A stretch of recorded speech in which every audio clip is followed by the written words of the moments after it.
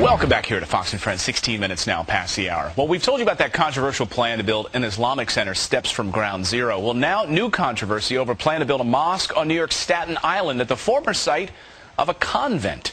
Here with both sides, Don Bosco is an attorney who lives near that proposed site, and Brahim Ramey from the Muslim American Society, the MAS. Welcome to both of you this morning. Thank you, Clayton. Thank you very much.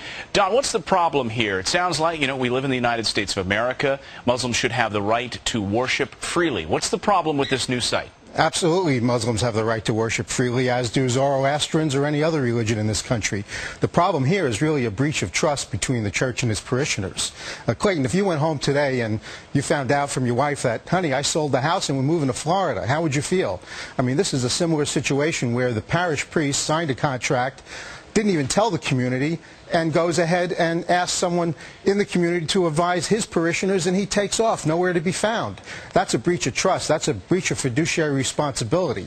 And I think the Archbishop should stand up and fully disclose all the facts and circumstances of this negotiation, what other offers were on the table, what due diligence has been done with the buyer. But what I'm hearing, though, Don, and Brahim, you can answer this question, which is, it doesn't seem to me just about that breach of trust. It seems to me there's other concerns about the MAS, or the Muslim American Society, that may be behind this all. Is that the real trouble here? I think that's part of the trouble. Well, let me have Brahim answer that question.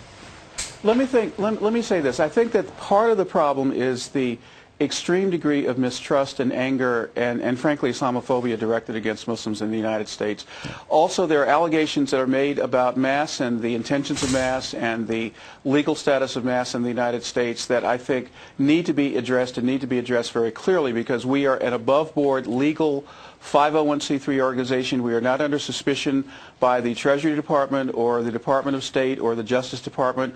We are not unindicted co-conspirators in any kind of federal judiciary situation. So we very, very clearly want to present ourselves to the community as a partner and as a good neighbor. Don, what do you say to that? Because the distinction is that MAS is part of this Muslim Brotherhood and a large international Islamist organization who their expression for Palestine has been yes on Hamas. Is that the problem here? I'm a spokesman for myself, not for any national organization like Mr. Ramey. But clearly, we rely on the Catholic Church to do their due diligence on this organization. If the organization is a clean organization, no criminal ties, fine, everyone is welcome. But is it an organization that has a political agenda under the cover of a religious organization? Brahim, let me give you the final word. Let me give you the final word, Brahim. We're out of time.